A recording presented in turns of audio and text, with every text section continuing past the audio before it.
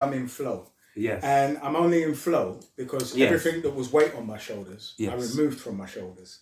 Mm. And one of the things, knowing because I've done it before, especially when I was in a startup phase with businesses, Yes. is that if you're carrying weight from things you're trying to hold on to, you can't move forward freely.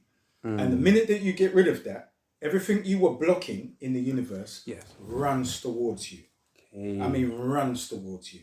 So I would think it was, so you can educate out of a man what is tangible, practical, and works. Because it's not an education, it's an indoctrination. And what you find gets funded, so let's say we went in terms of the environment, Yeah. nothing that says the sun realizes natural sunspots will be funded, and everything that says man created global warming will be funded. So then let me ask a common sense question, just for the slow seats. Yes, Dean. Go on. If the whole earth was covered in ice in the ice age, what melted it? It wasn't methane from cows, it wasn't me using deodorant cans, it wasn't us, natural sunspots. And they are merely occurring again. Now, if you were in receipt of that information, you could monetize it to tax the masses who weren't aware of these historic things. So the more curious you become, the more you imbue yourself with knowledge. And this is why I say the information age is about knowing, not believing, not following, not being paid to suppress your own knowledge, but knowing. How much do you ultimately want to know? And if you don't want to know, I say don't jump in the rabbit hole at all. Take the blue pill, go back to work, and get told when you go on your lunch break and go to the toilet. Because if you want to know, you may almost go mad learning how unlike the world you've been told and the reality, 3D reality we live in actually is. Yeah, it's true. And we don't lay so much mind for the metaphysical laws of the universe. If I said you can't see gravity, can you? No. But it's a law. Trust me, if you try to walk from the roof of your house to the roof of the one across the road, you're not going to make it. Because it's a law, and a law is an absolute. Yeah, for real. So I was always aware of something, but you got to remember our education system is to reduce you. We don't go to school and actually receive an education. We receive an indoctrination so that we can serve the establishment to maintain the status quo. So there are wealthy people who have the governance of planet Earth in every country of the world. They don't want this to change. So they don't create institutions, the public institutions, for people like me and you to be educated. So the most we can actually be is indoctrinated to serve what they've already established. Now, when you're born in your essence, you are completely open to the influence of your ancestors. The libraries that run through your veins. But just a quick one as well. Do you think the UK would ever get a black prime minister? Doesn't matter. Doesn't matter whether we would or we wouldn't. It won't make any difference. Yeah. So let me ask you a question. Yeah. What did Obama accomplish? Fuck all. Excuse my English. No, please. It's English. I appreciate it. I love all of the words in the English language. Fuck all, as far as I know. Sweet FA. Yeah. So if Obama accomplished Sweet FA, why are we so intent on accomplishing the optics of a British Prime Minister so that we feel warm and fuzzy inside, so that we can be ignored as constituents for our specific political, socio-economic needs? Because that's what would happen. So now let's look at the candidates who are there. David Lammy becomes Prime Minister. Fuck. We're in Tottenham as we speak. I've grown up in Tottenham, so it's even cut. Okay, Charlie. Fuck Lammy, man. So there you go. Yeah, fucking. So now let's go across the aisle.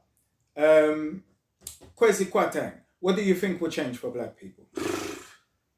Kemi Badenoch is Prime Minister. What's going to change for black people? So we're just checking the temperature of the room. So it doesn't matter where you go to who. And the only reason I'm not going to mention other names is because it would be unkind, because they would actually accomplish nothing. So there are women who are greatly, I wouldn't say admire, I have time for them in the Labour Party, who are of African Caribbean origin, who would sit down with a straight face and tell you that a man with body dysphoria is a woman. So I can't take them seriously because it means that they are capable of being indoctrinated out of their interests. And as a man, as an African Caribbean man, if white men started taking pills and became melanated, and told me how I could express myself as a man, and then said, he's a coon because he doesn't believe I'm a man, I'm not the one. I'm going to defend my interests. So men with body dysphoria call women who say, you don't have women's rights. That's a turf. Oh, you have a term for them. And that term is acceptable for you to say, but it's not acceptable for them to say that you're a man with a penis, with a personality disorder. Indeed. So it would not matter, because as I said before, the economic speculators pay both sides of the house, and they don't pay for no reason. When you pay a man, you pay for your team. For real, I feel you. And I'll just say this. There's no such thing as a river without banks.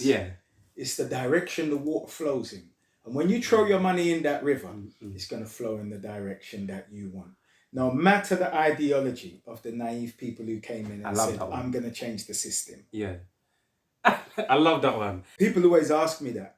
And the closest people would ask me like, and I've seen you go into a place and you've got nothing written down and you just make it up off your head. And here's the thing. I'm not doing an impersonation of anybody. So I speak what I know. It's not belief. So I'm just speaking to us. And I don't, if I'm not scared of you, I'm not scared to talk. So I'm speaking what I know to us. I'm not out here. I'm not a salesman in front of paymasters. I speak to us. And if we're not there, I've really got nothing to say. I say, okay. I say, Super. That's his nickname, Super. Super, show me the teacher. No, Dad. No, Super. Show me the teacher. Show me the dad. Show me the teacher. Come here. I pick up. I said, come here. Me, I'm not the shouty guy making a bag of noise. I used to pick up my son from my shop in a suit every single day. Different suit too. Come here. She actually pulled this PE teacher who I see every day. And I seen his leg buckle. I tapped his arm. I said, you're a good guy. Don't get involved. Don't get involved. She ran like I was chasing her with an Uzi, in like this zigzag. And she Sorry to laugh. Sorry. The deputy head. The deputy head's an Australian teacher who had her eyebrows drawn on with crayon. Now she comes up to me, you follow me. I said, come here. These are my exact words.